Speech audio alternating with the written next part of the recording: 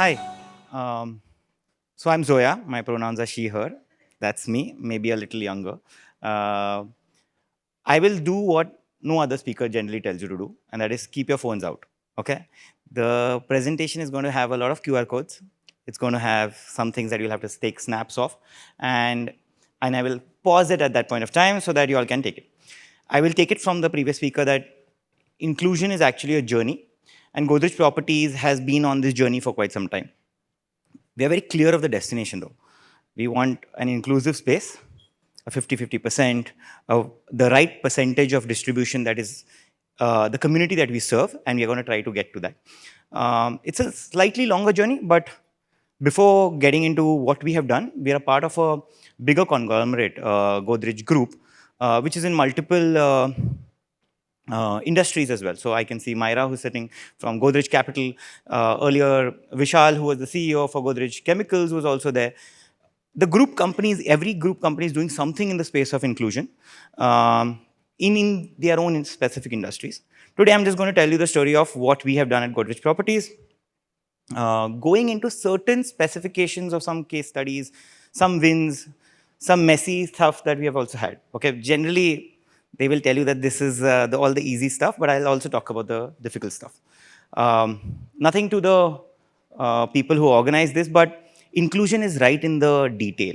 Okay, like say for example, this stage, I don't see a ramp. There couldn't be a person with disability come up on stage irrespective. So it's in the details, the belonging is in the details, and I'm going to talk about some of these details. Like the washroom out also. You have only a male-female washroom, right? You don't have a gender-neutral washroom. You don't have a persons with disability inclusive washroom. The fun fact is the airport outside has a smoking room, but doesn't have a gender-neutral washroom, okay? So on that note, we'll go ahead. GPL, Godrej Properties, because we're a listed company, I'll use the short form of GPL because of the ticker, and it's just shorter. We're in the business of real estate. The industry itself is at around 12%. Hey, it's already showing time's up. Okay, just set it up. No? Thanks. I just need to look at it. So in the business of real estate, we are around 12% is the industry average, where GPL sits at around 38.6%. When I say 38.6%, we look at representation of the community that we serve. Now, inclusion is not an HR agenda for us. It's a pure business agenda. We're in the business of creating spaces. Our purpose statement is that we create spaces that enable everyday joy, one community, one family, one home at a time. Now, anybody and everybody can inhabit these spaces. And if anybody and everybody can inhabit it, our workforce should represent that same community. And hence, we go about seeing that, hey, how is this happening? There are 3 specific cohorts that we identified, specifically in the year 2022. So I joined GPL in the year 2022, and the current CHRO who hired me also, she was told me 2 things, and we're still following most of that. She said that Nisa Godrej, who is the chairperson of Godrej Consumer Products, she told Megha that, hey, we have all the policies, but we don't have the people to use them. And hence, there's a lot of work that has happened that is to increase the representation. While on that journey of increasing representation, we realized that, hey, our policies are not that great also. Maybe we needed some tweaking here, maybe we needed to add a new policy, and then we went doing that, and I'll kind of explain some of that. But 2022, the representation was around 26%. We're a public listed company, we have an annual integrated report. We publish all of these numbers right on the website. We'll also tell you what our target is and where we want to head so that if we falter, you can also hold us responsible. Exactly like any other stakeholder and shareholder that has money, but from a society angle, you all are stakeholders for us. So currently we sit around 35.2%. We went from 26% to 35.2%.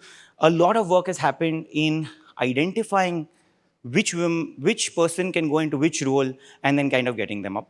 Similarly, we ventured into 2 more cohorts where we identified at that point of time we had around 4 or 5 people who were LGBTQ under the cohort.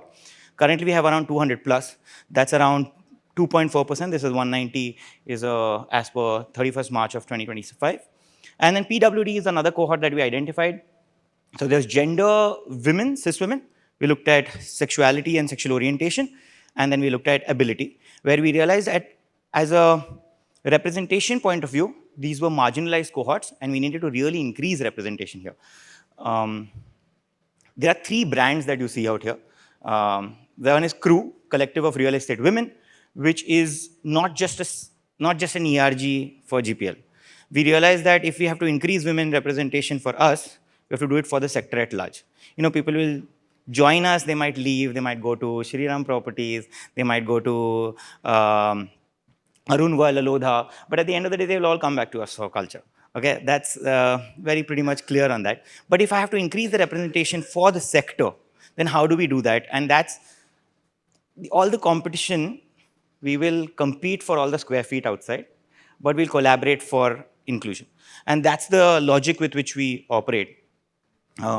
Queers and Allies is another ERG, another space that we created where we wanted, as you are hiring LGBTQ folks, we wanted people who were not from the cohort or not from the community to at least understand and get the sensitivities, the sensibilities of these folks, and hence Queers and Allies. We wanted a space where both the allies and the queers come together and learn in that phase.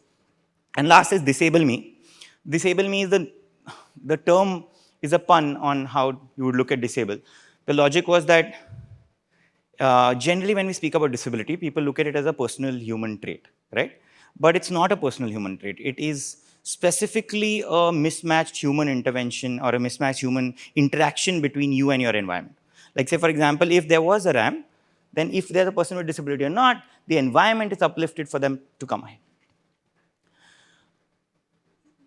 Some of these few things that we have done, and I'll just speak through some detailed thing, that is Project Wolf, named after Virginia Woolf actually, where you said that woman is not just one and is not one and many, but is complex, is not just one, but complex and many. When we look at a demographic, we look at a woman as one, but there are multitude personas of a woman, and we wanted to kind of break it across life stages and career stages. And some of the studies that we did, where we spoke to around 200 people who had exited us, and then kind of said that, okay, from an engagement and attrition standpoint, what do we need to do as an organization to fix them?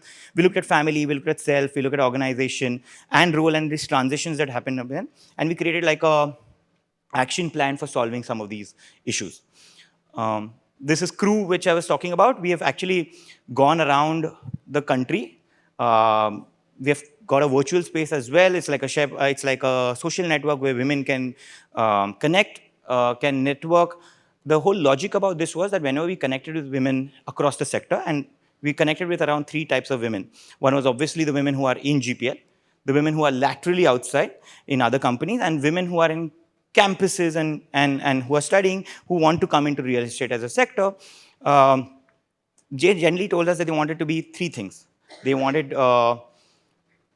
networking and understanding, they wanted some level of mentorship, they wanted some level of learning, and some career opportunities. Okay, and what we are trying to do with Crew is to provide all 4 so that the sector itself has a higher representation later on. I'll move a little ahead. These are some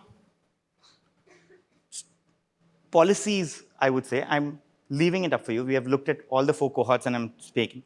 So for example, primary caregiver leave and secondary caregiver leave are mostly aware, most of the folks, where mostly primary caregiver leave is looked at as from a maternity point of view and 6 months. We also give secondary caregiver leave, which is for fathers in general or cis men in nature, but we're using the term as primary caregiver and secondary caregiver, considering that there could be same-sex couples, and that's we give around 2 months. We also introduce something called as elder caregiver leave, because what happens is we realize that women, unfortunately, always have to bear the brunt of in-laws and parents taking it, and hence we wanted to share the load, and elder caregiver leave was provided in that lens. In LGBTQ, we have always had some level of inclusive policies. So I would say that Godrej as a group has been an ally to the community much before India decided to, because same-sex partner benefits and gender-neutral anti-harassment policy was introduced in the year 2010. When 2018 was when decriminalization happened. 2015 is when we launched the gender affirmation policy, and it has also gone through multiple changes. So 2015, 2018, and now 2023, we updated, and we currently give around 6 lakhs coverage for gender affirming procedures, and in addition to that, around 80,000 for HRT and medical consultations.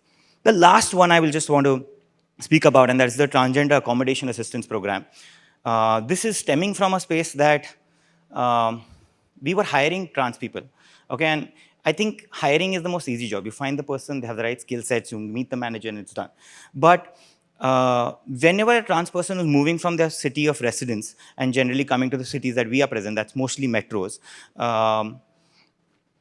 they were coming for financial independence. They were coming for independence to express themselves that they wanted to. But when they came to a society and then they started expressing themselves the way they wanted to, they were not getting accommodation. They were not getting spaces. It's actually a proven case study in the Cochin Metro where they started the Cochin Metro. They said that, hey, all trans operators out here, within 2 months it was closed because the trans folks were not getting spaces there or accommodation there. So no, we introduced a policy where it's easy for us to have guest houses. Now we take a trans person in those guest houses and sublet it to them in some ways. PWD, there was a reasonable accommodation policies. There's a lot of learning in that space. I'll actually go ahead. These were pride passports, awards, some kinds of carrots given to people to become inclusive and allyship, to actually become not just an amorphous concept, but actually some level of action. And a pride passport is an actual passport that is given to all the employees. They have to earn stickers and stamps so that they actually do something. And then post that, they also win an award in the town halls. And we've kind of gamified that in some senses. This is a QR code, if you have kept your things out. This is a story, a page that we created along with Gacy, which is a queer collective, where we actually spotlight people from the community, LGBTQ community, and showcase some role models out here. You will find a lot of queer stories and how they are actually in workspace, in professionals, queer professionals, how are they operating, what are the good things, what are the bad things, and everything we cover. Then there's another QR code out here that's Disable Me. We have actually, when we went to our employees, the sensitization sessions that we were doing, 1 year before that only, I'd gone to all of these 2,500 employees and I told them, hey, we are going to talk about LGBTQ. Here is sex, gender orientation. I couldn't go back to them with a presentation, right, again, and be like, hey, last year LGBTQ, this year PWD, 21 types of disabilities. And hence we actually created videos which are in the sense of Mario inspired, where the character is a person with disability and they navigate the workplace. It was created also because 75% of our population is millennial. So it had to create that thing. You'll find a lot of content out here, opening it up for you all. You'll want to put your logo onto it and kind of use it for your employees, please do so. Project Pathmaker, I think I will skip it. I think my time's up, but I'll just take 2 minutes. 2 minutes. So this is an internship parameter or a talent pipeline builder that we created, where we said that we will hire interns from these two cohorts because we cannot find them out in the market. And then we build them over a period of 9 months and we convert them over the full-time employees. We have had around 150 folks who have joined us over a period of time. We currently have 58 interns and around 46% conversion. I think you can see the integrated report because my time's up. And that's all, folks.